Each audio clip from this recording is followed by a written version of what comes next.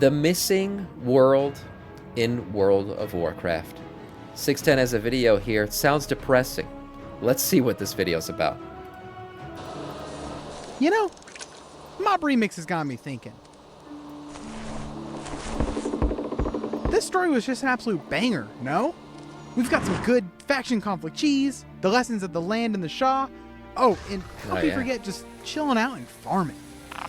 All in all, Mob has had one hell of a redemption tour since its release 11 years ago. Starting out as one of the most hated expansions, which in hindsight is... I remember when I saw this, man.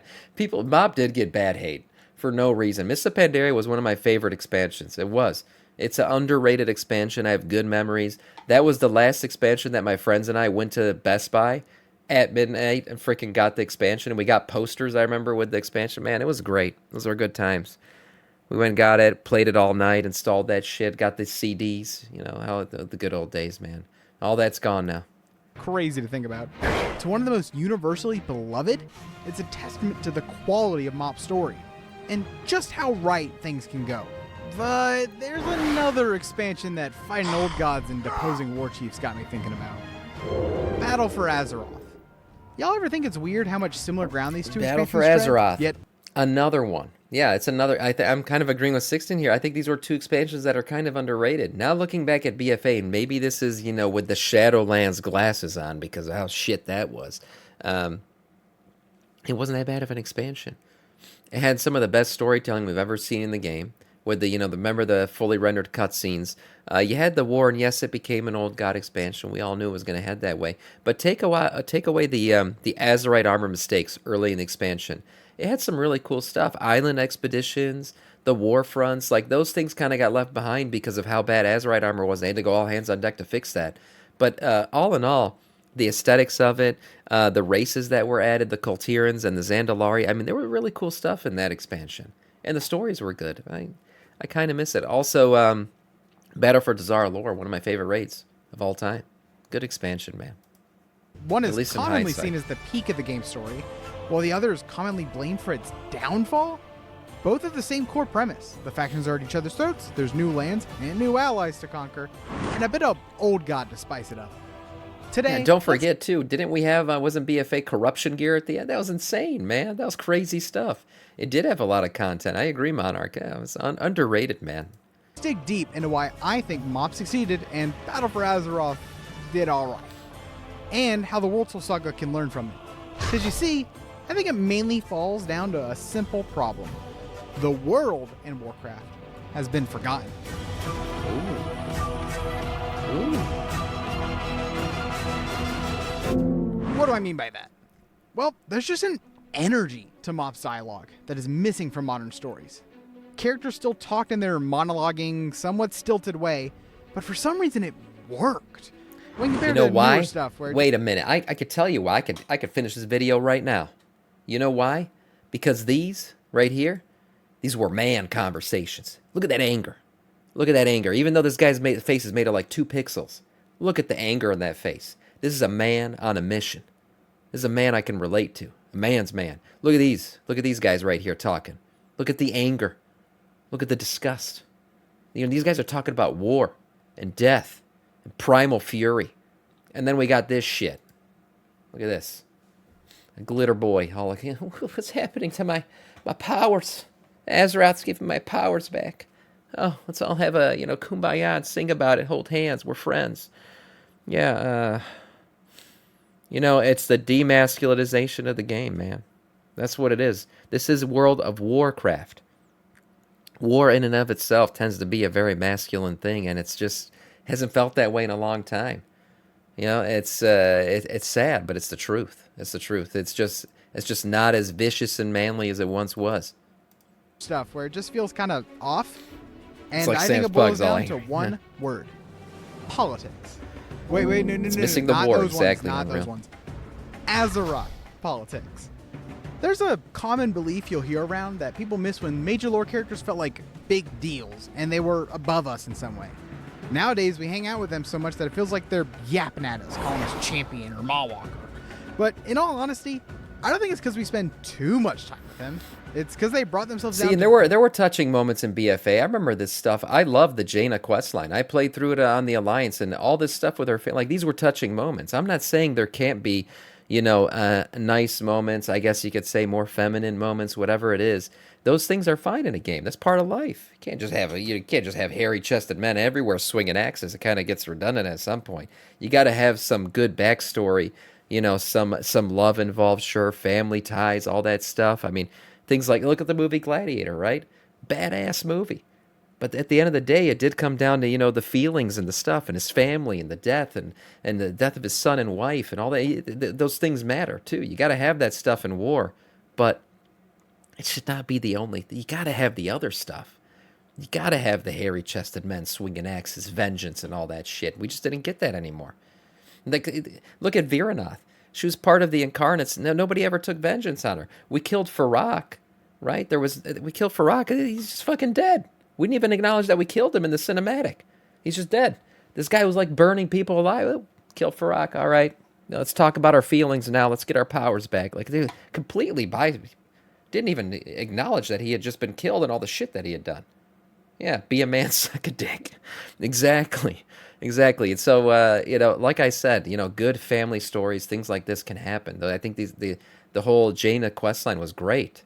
But at the end of the day, we need the other shit, too. It's because we spend too much time with them. It's because they brought themselves down to our level. Or, hell, that we're even better than them in some ways. In the past, characters spoke with a sort of grin you'd expect of world leaders. I sense they were speaking on behalf of their people. This is peak masculinity. Right here, man. The Wrathgate. Oh, Jesus. And we even had the little banter, these two guys. It's so good, man. It's so good. I miss this shit. Not gonna lie. We haven't had a Wrathgate moment in a long time. Monologuing works really well when every line of dialogue is part of some politically charged message or grand mission.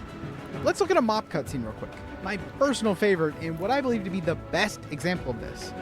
I'm no longer part of my horde!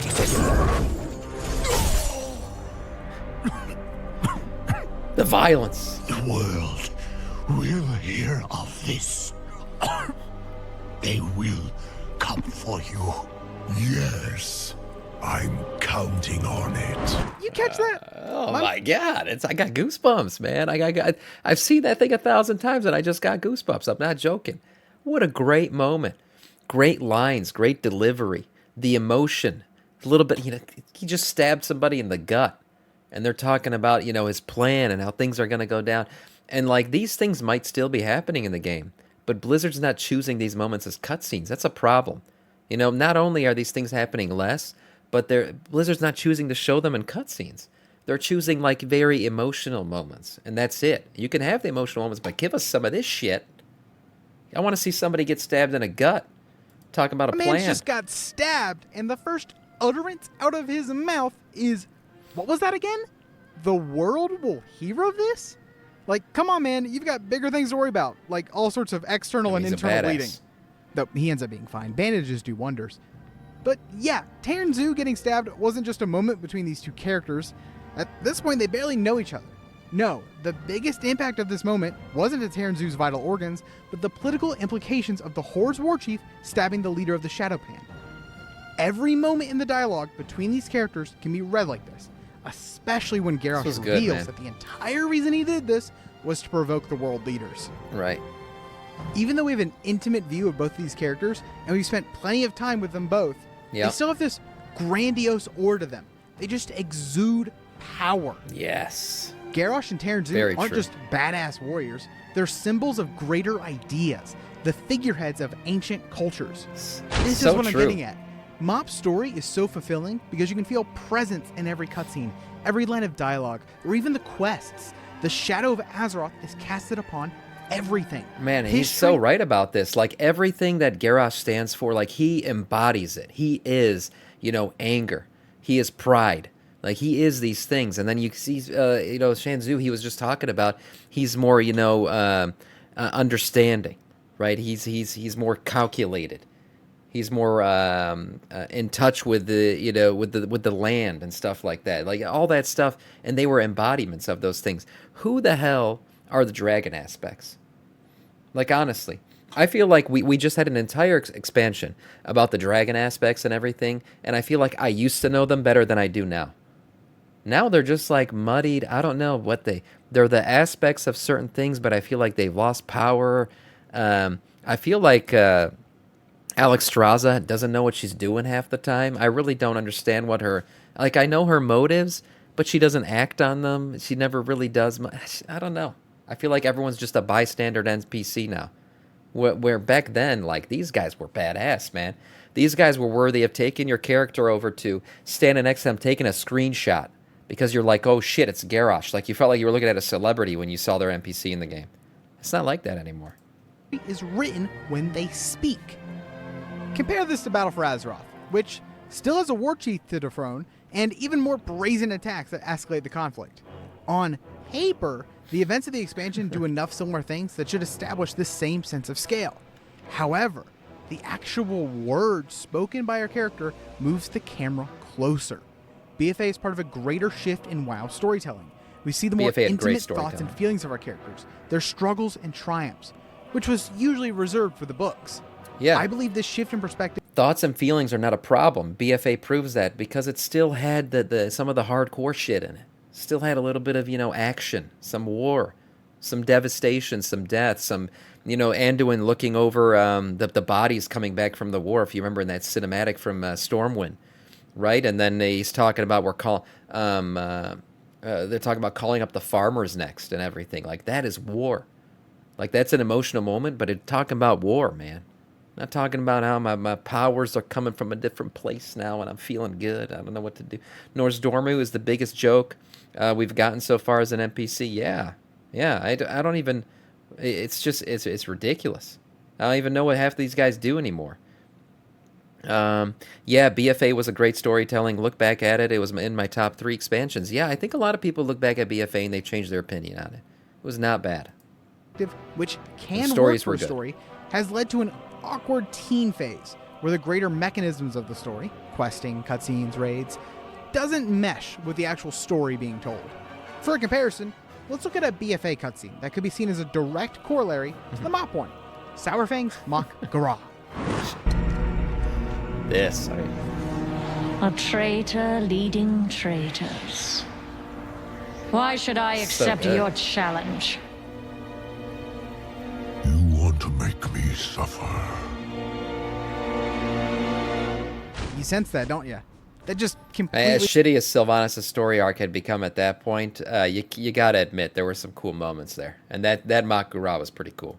Different vibe. Compared to Terranzoon Garrosh, this interaction between Sourfang and Sylvanas is deeply personal.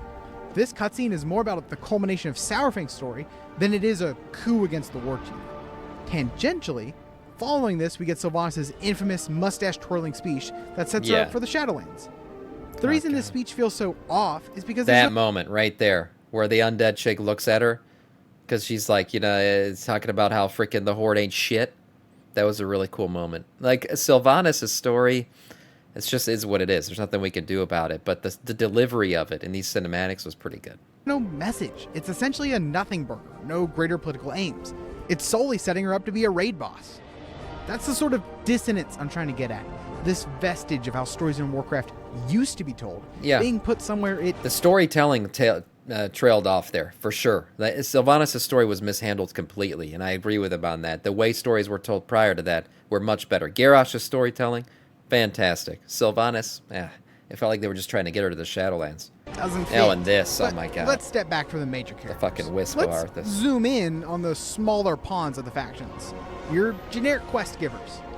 In Mop, you join up with your faction and make a bombastic landfall in the Jade Forest. You do what you do. That is, doing heinous things to the guys wearing the other color of t-shirt. Yeah. Until Terranzu shows up and slaps you on the wrist.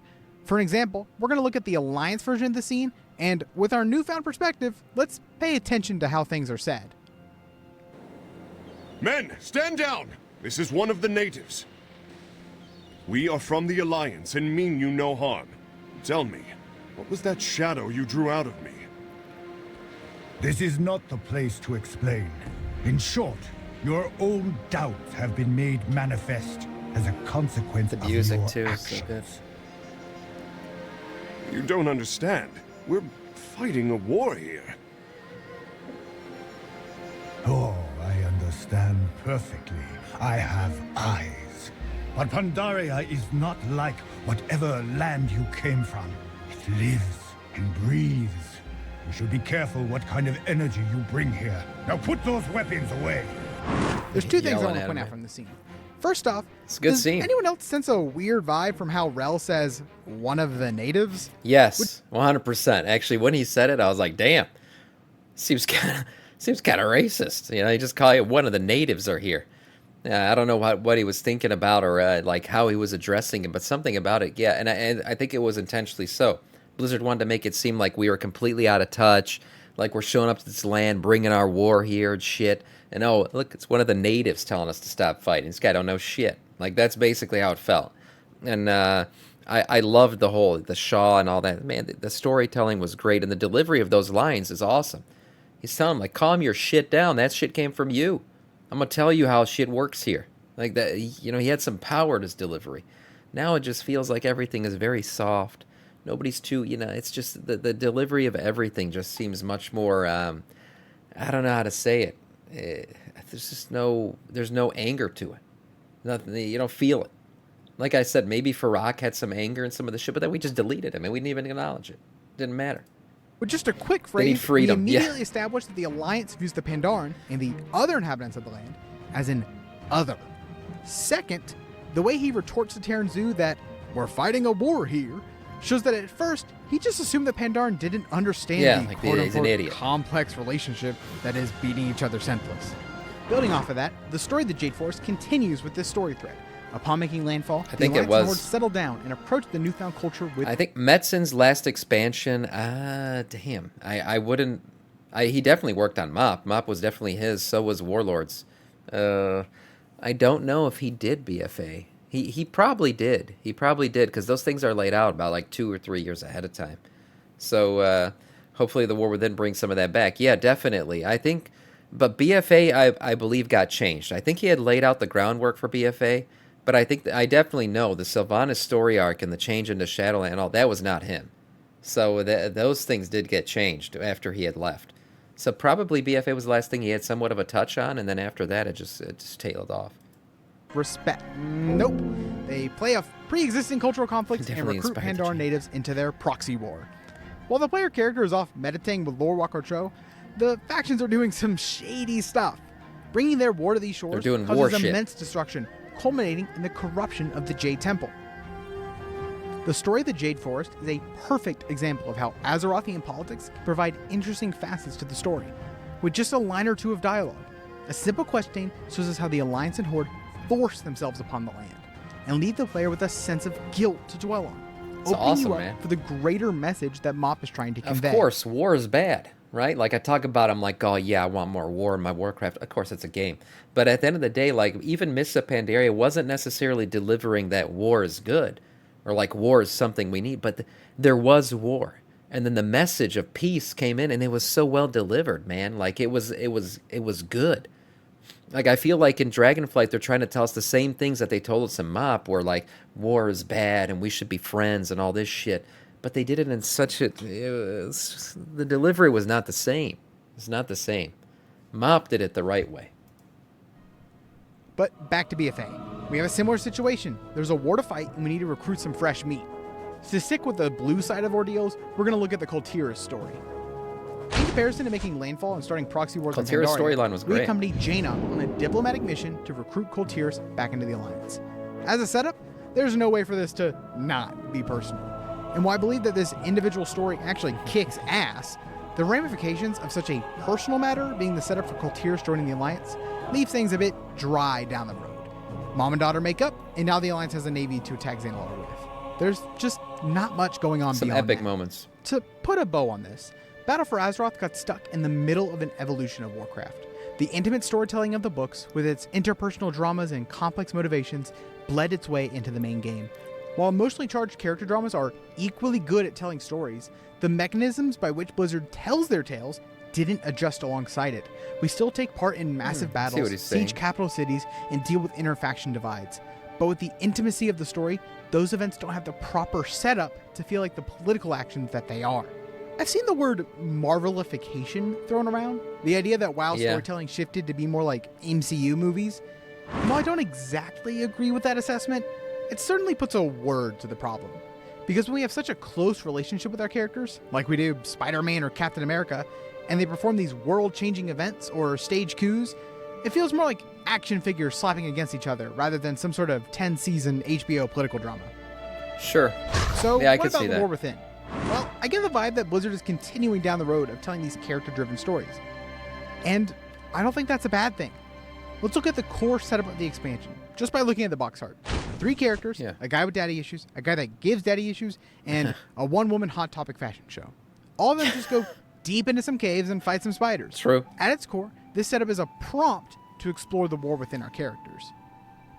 Because you see, BFA wasn't You the... know, real quick, Anduin's, crybaby phase really did start in MoP. Like, he was all, hey, fight the war, Dad, and he was running around, doing his thing on the side, doing God knows what, with, oh God, what's his name?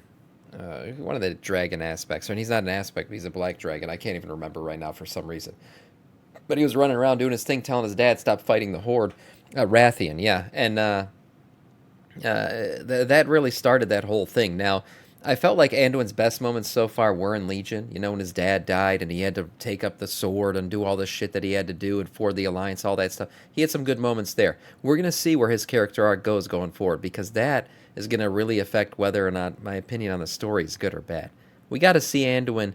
He's in touch with his emotions, which is fine. You could be in touch with your emotions, but he's also got to have some man. He's got to have some man up moments, for sure. first expansion with this more character-driven writing. I'd argue Legion was, and Legion worked. It's a It had us all milk at sugar the edge of our daddy. seats, and the reason Legion worked while BFA didn't comes down to the setup.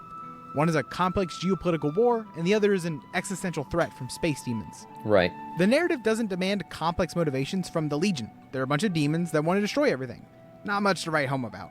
However, the depth of the Legion expansion comes from our heroes as they face this shallow threat. The Legion provides a problem. This is a man moment. Look at this shit. Swinging his swords, slapping around, giving a for the Alliance before he gets blown to bits. I mean, this was great. This was such a cool moment in the game. It motivated me. Like, one of the things that this game's been missing for quite a while is like motivation to kill a boss. I wanted to kill Gul'dan. I liked Varian. I wanted to kill Gul'dan and avenge my king. This was a badass moment, and these moments just feel like they don't exist anymore. They don't. And I don't know what it is. Anti-violence, who knows? But this shit, look at the sparks flying off the guy who kicked. Man, so problem for our badass. heroes to work off of, to interrogate pre-existing issues in order to band together against it. That's why Legion work. I don't think And from our anyone's gonna initial die. looks of the War Within, it very much falls under this style of threat. Heck, even our glimpses at the pre-patch mirror Legion quite closely, though I won't dig into that for spoiler reasons. This is the story Blizzard wants to tell. They've put in the work to learn the hard lessons of telling personal stories. Battle for Azeroth and Shadowlands are those scars. And along with every other aspect of this game, Blizzard is taking these punches and using them to build something better. Brand Bronzebeard, he's entered not Brand, sorry, whoever. He's entered definitely a phase of bitchiness. He's been bitching a lot. He needs to calm down. He's become the new one who's always complaining. As Azeroth, don't talk to me. Yeah, Magni. He's got issues. He's got to fix them. And Anduin dying, I don't think is going to happen. I think the more likely thing would be maybe Gen dying. I could imagine that because his daughter is, ascending the throne. We kind of got to get him out of the way so people to, take his daughter more seriously, kind of shit. And maybe that will affect Anduin in a certain way, or maybe he uses his newfound light, flaming light, to save somebody. Who knows? But Anduin dying, I don't see happening. Terrellian, that's an interesting story arc they're going to have to see. Is he going to survive the expansion? So I hope you walk away from this video pumped for the future of Warcraft. We can take a moment to talk about why we didn't like the past and turn those lessons into something productive that gets us excited for the future. I'm pretty sure if we stop to slow down in Pandaria and learn the lessons of the land, we might hear them saying the same thing. Thank you all for watching the video. I'm excited for the future of Warcraft, and I hope you are too. Let me know in the comments what you think made old stories work and how Blizzard could learn a lesson or two from them. But as always, it's time to thank my Patreons. Thank you to Espicota, showing us the power of subtle hues, and Volterra. Rhea, who, to be honest, should have been in the last video, and I made an oopsie. So if the real ones could head into the comments and give them an extra round of thank you, I'd really appreciate that. But as always, thank you to all of our reoccurring Patreons who've stuck with us. Without you guys, these videos would not be possible. Thank you. Anyways, this has been 6. I'll see you guys next time. Yeah, you're more excited for the War Within than you were for Dragonflight. I am too. Remember, Dragonflight came out and, like, we weren't even sure what the existential threat was. Like, it was kind of unsure as to what we were doing. Yeah, it was dragon aspects. The real excitement for Dragonflight was that it was the end of Shadowlands. That's the truth. But yeah, most definitely more excited for the War Within, the World Soul Saga, everything that's coming with it. I think we've set this up for quite a while, and I'm excited to see where the story goes from here. And hopefully, with the return of Metzen, we get some more some more masculine moments in the game. Emotion's fine, we can have that too, but there's got to be a balance. We gotta have some badass moments too.